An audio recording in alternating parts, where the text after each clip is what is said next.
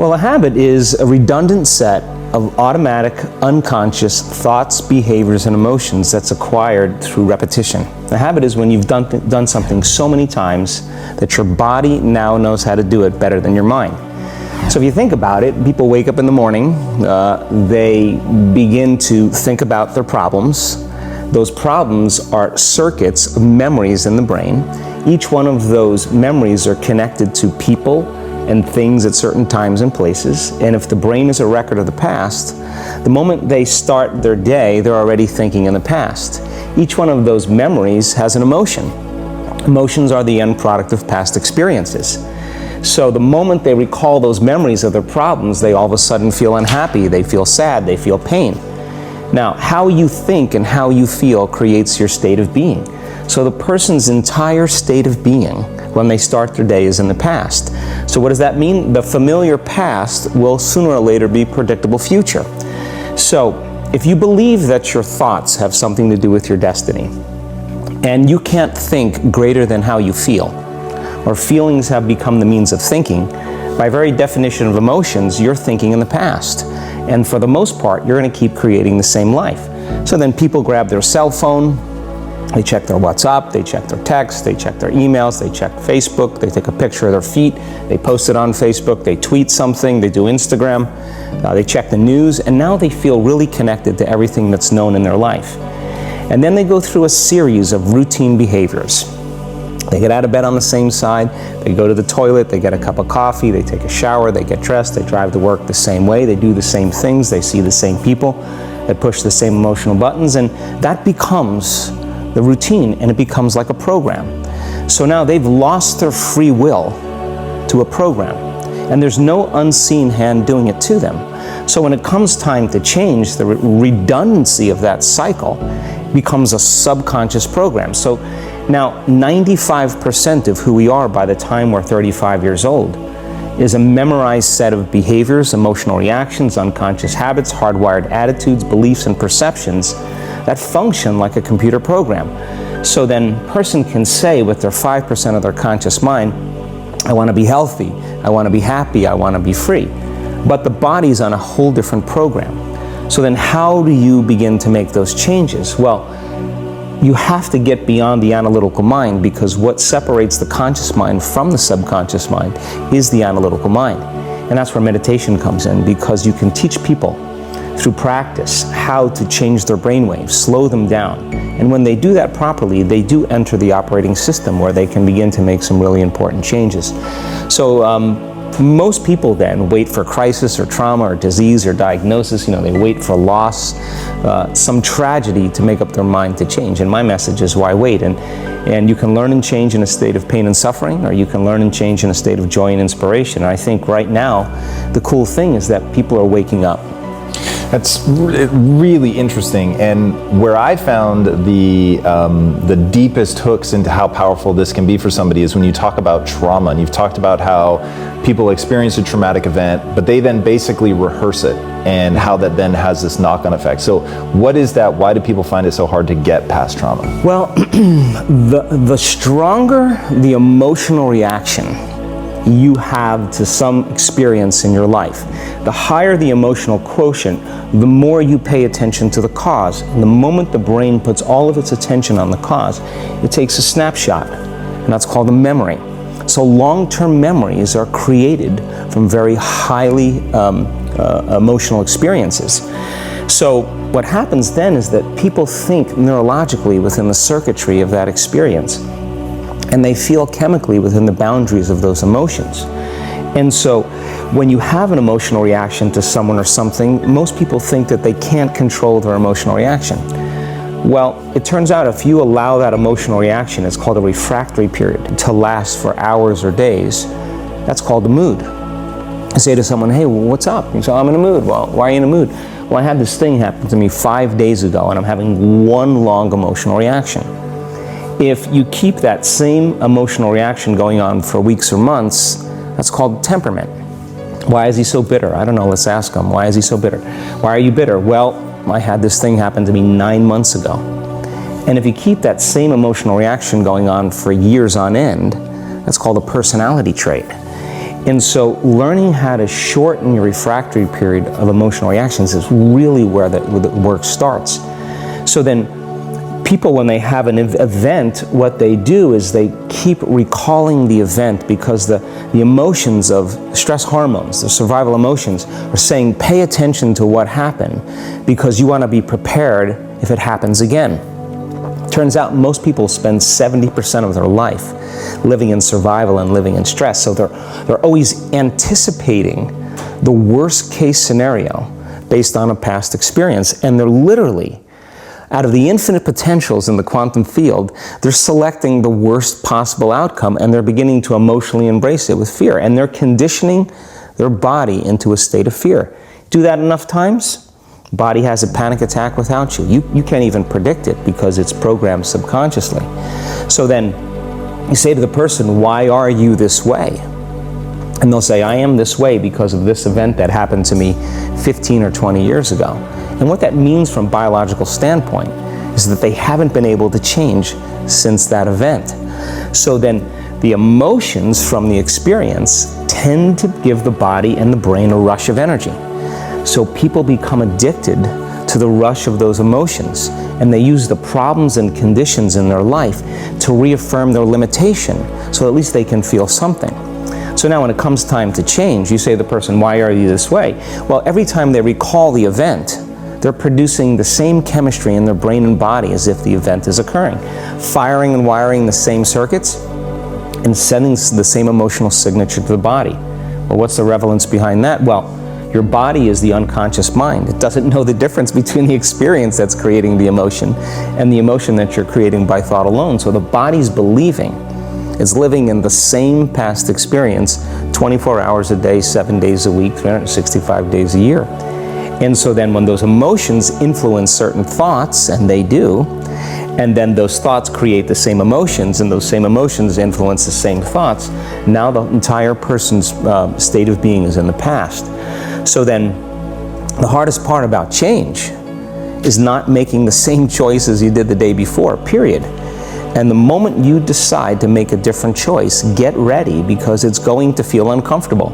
It's going to feel unfamiliar. There's going to be some uncertainty. Why does it feel so uncomfortable? Is it because of the neurons that fire together, wire together, so there's like an easiness to that loop, just because literally, and you've talked very eloquently about this, the way that the neurons connect in the brain, how rapidly, I've seen you show footage of how rapidly those connections happen, which is pretty incredible. Is that what makes it so discomforting for people? I think that the bigger thing is that we keep firing and wiring those circuits. They become more hardwired. So you have a thought and then the program runs. But it's the emotion that follows the thought. If you have a fearful thought, you're going to feel anxiety. The moment you feel anxiety, your brain's checking in with your body and saying, yeah, you're pretty anxious. So then you start thinking more corresponding thoughts equal to how you feel.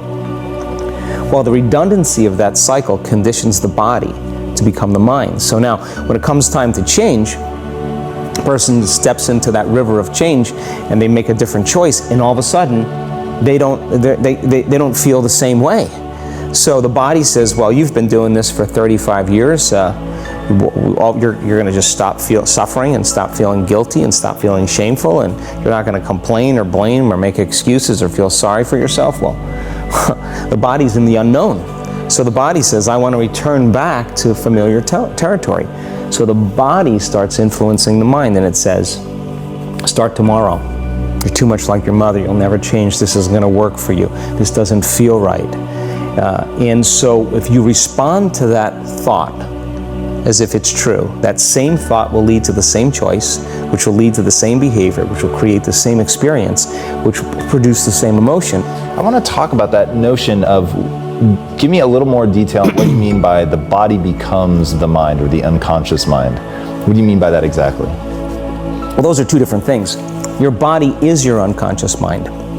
In a sense, if you're sitting down and you start thinking about some future worst case scenario that you're conjuring up in your mind, and you begin to feel the emotion of that event, your body doesn't know the difference between the event that's taking place in your world, outer world, and what you're creating by emotion or thought alone. So most people then, they're constantly reaffirming their emotional states.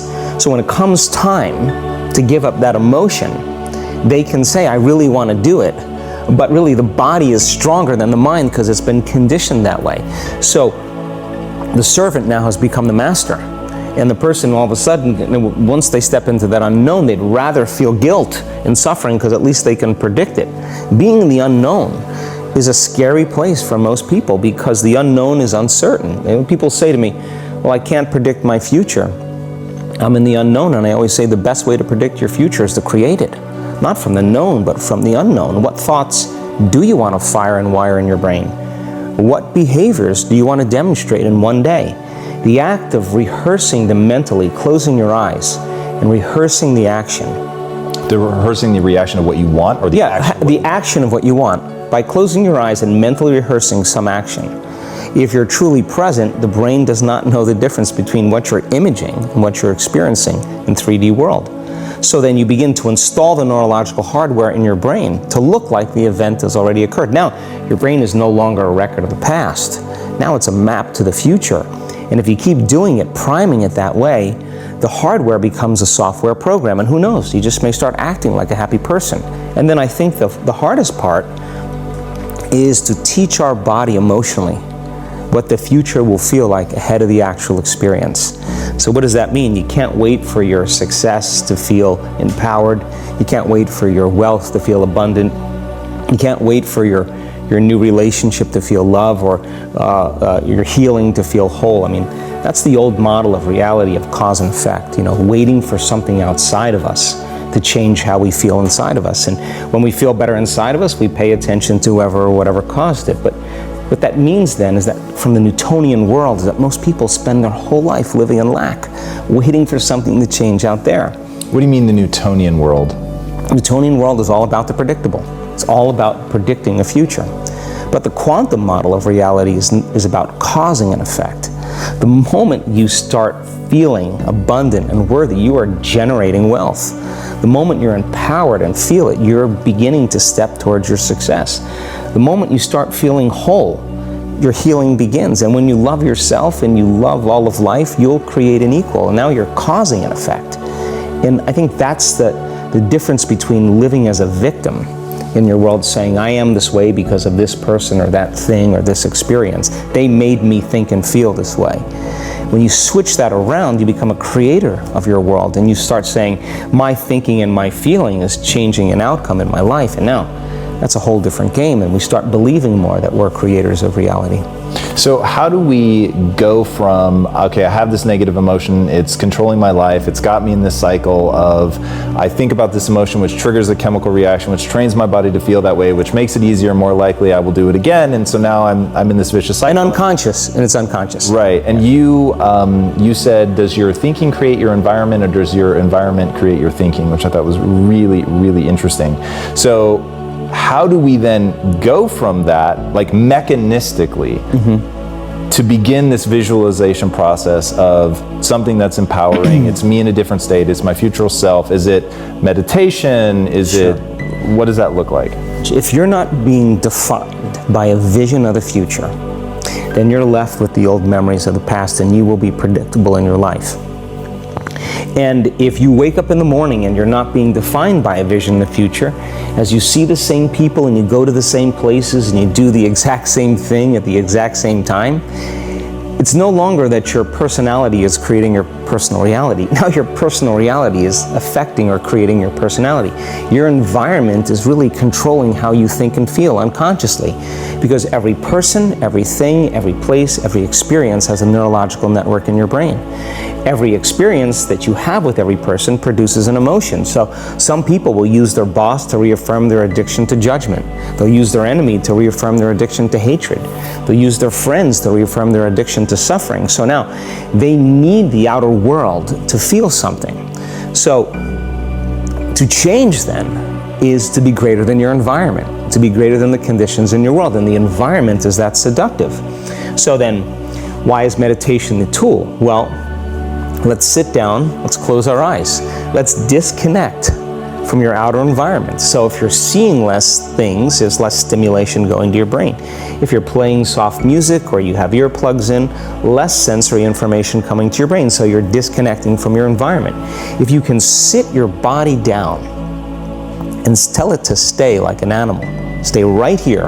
I'm going to feed you when we're done. You can get up and check your emails, you can do all your texts, but right now, you're going to sit there and obey me. So then, when you do that properly, and you're not eating anything or smelling anything or tasting anything, you're not up experiencing and feeling anything, you would have to agree with me that you're being defined by a thought, right? So when the body wants to go back to its emotional past, and you become aware that your attention is on that emotion, and where you place your attention is where you place your energy, you're siphoning your energy out of the present moment into the past, and you become aware of that. And you settle your body back down in the present moment, because it's saying, well, it's 8 o'clock. You normally get upset because you're in traffic around this time. And here you are sitting, and we're used to feeling angered, and you're off schedule. Oh, it's 11 o'clock, and you usually check your emails and judge everybody. Well, the body's looking for that predictable chemical state. Every time you become aware that you're doing that, and your body is craving those emotions, and you settle it back down into the present moment, you're telling the body, it's no longer the mind, that you're the mind, and now your will is getting greater than the program. And if you keep doing this over and over again, over and over again, over and over again, just like training a stallion or a dog, it's just going to say, I'm going to sit. And the moment that happens, and the body's no longer the mind, when it finally surrenders, there's a liberation of energy. We go from particle to wave, from matter to energy, and we free ourselves from the chains of those emotions that keep us in the familiar past. And we've seen this thousands of times. In fact, we can actually predict it now on a brain scan. Yeah, I found that so interesting. Let's go a little bit harder on metacognition, the notion that you don't have to believe everything you think. I love the way that you talk about that. Yeah, we have a huge frontal lobe, and it's 40% of our entire brain. And most people, when they have a thought, they just think that that's the truth. And I think one of my greatest realizations in my own journey was, just because you have a thought doesn't necessarily mean it's true. So if you think 60 to 70,000 thoughts in one day, and we do, and 90% of those thoughts are the same thoughts as the day before, and you believe that your thoughts have something to do with your destiny, your life's not going to change very much, because the same thought leads to the same choice leads to the same behavior creates the same experience, and the same experience produces the same emotion.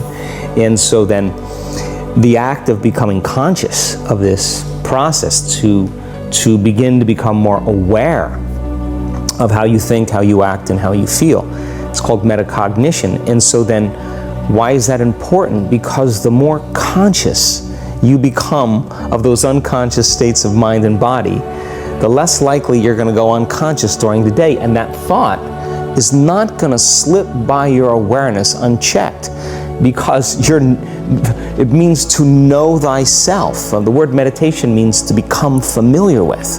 So as you become familiar with the thoughts, the behaviors, and the emotions of the old self, you're retiring that old self. As you fire and wire new thoughts and condition the body into a new emotional state, if you do that enough times, it'll begin to become familiar to you. So it's so important, just like a garden. If you're planting a garden, you got to get rid of the weeds. You got to take the plants from the past year and you got to pull them out. The rocks that sift to the top, that are like our emotional blocks, they have to be removed. The soil has to be tenderized and broken down. We have to make room to plant a new garden. So primarily, we learn the most about ourselves and others when we're uncomfortable. Because the moment you move into that uncomfortable state, normally a program jumps in. When that program jumps in, it's because the person doesn't want to be in the present moment and engage it consciously. So when you teach people how to do that with a meditative process, it turns out that when they're in their life, they're less likely to emotionally react. They're less likely to be so rigid and believe the thoughts they were thinking. They're more aware of when they go unconscious back into a habit, and that is what starts the process of change. And so we have to unlearn before we relearn. We have to break the habit of the old self before we reinvent a new self. We have to prune synaptic connections and sprout new connections. We have to unfire and unwire and refire and rewire. We have to unmemorize emotions that are stored in the body, and then recondition the body to a new mind and to a new emotion, like deprogram and reprogram. That's the act, and it's a two-step process. Yeah, I like the way that you call that out as an action. There was another thing that you said that I thought was really powerful about how insights themselves are essentially inert. They don't do anything. What then do we do with an insight? How do we take a breakthrough moment and make sure that it's not just a breakthrough moment? Like, I guarantee people watching right now are having like 100 aha moments. For sure, that was definitely the case for me as I was researching you. And when you said that, I was like, and that's the danger, that you have the aha and then nothing. Yeah, and it is a danger, because then people will shrink back into mediocrity, and they'll use the insight to excuse them from taking a leap. They'll say, yeah, you know, I have a chemical imbalance in my brain. Yeah, my father was really overbearing. He was a perfectionist. That's why I am the way I am. You know, people, they come up with stuff to excuse themselves. The insight is actually giving them permission to stay limited. And it's an amazing idea, because they'll say to you that they really want to get over their anxiety. But let's take your ex-husband, let's put him in a straitjacket, let's duct tape him and shoot him to the moon. Now what? I mean, what are you going to do now? You still have to make those changes. And so then the person's enemy dies, or something shifts in their life, and that person's gone, they'll find another person to hate.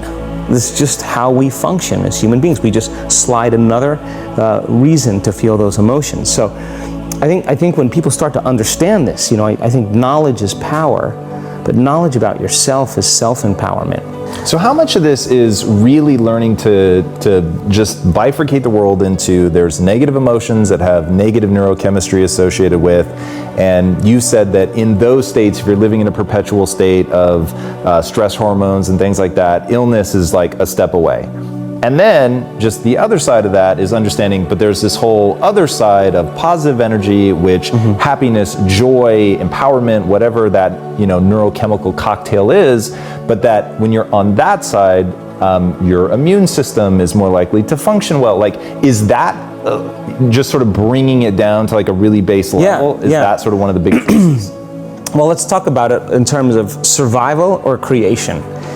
As I said, 70% of the time, people live in stress, and living in stress is living in survival. Now, all organisms in nature can tolerate short-term stress. You know, a deer gets chased by a pack of coyotes. When it outruns the coyotes, it goes back to grazing and the event is over. And the definition of stress is when your brain and body are knocked out of balance, out of homeostasis. The stress response is what the body innately does to return itself back to order.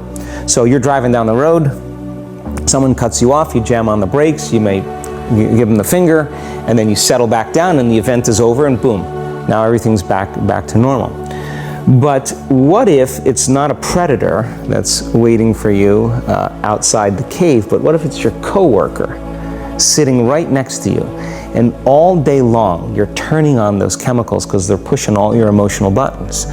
When you turn on the stress response and you can't turn it off, now you're headed for disease, because no organism in nature can live in emergency mode for that extended period of time. It's a scientific fact that the hormones of stress downregulate genes and create disease, long-term effects.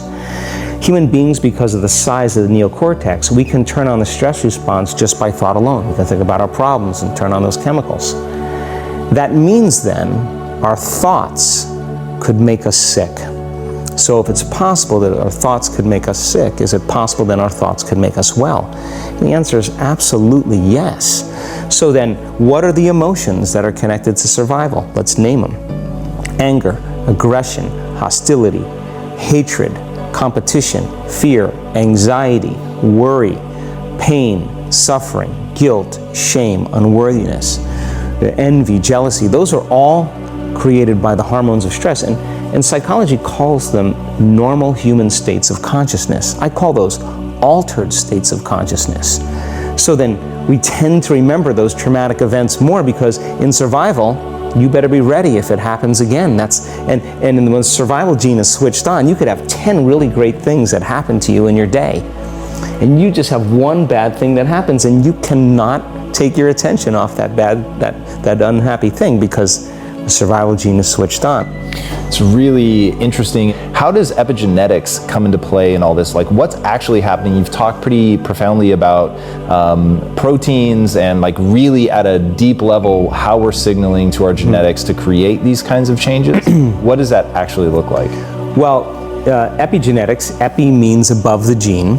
And many years ago, after the DNA helix was discovered by Watson and Crick, they said the blueprints of life, all diseases are created from genes. It turns out less than 5%, more like 1% of people on the planet are born with a genetic condition like type 1 diabetes or Tay-Sachs disease or sickle cell anemia. The other 95 to 99% are created by lifestyle and by choices. You can take two identical twins, exact same genome. One dies at 51, the other one dies at 85. Same gene, different environment. So all of a sudden they said, we lied.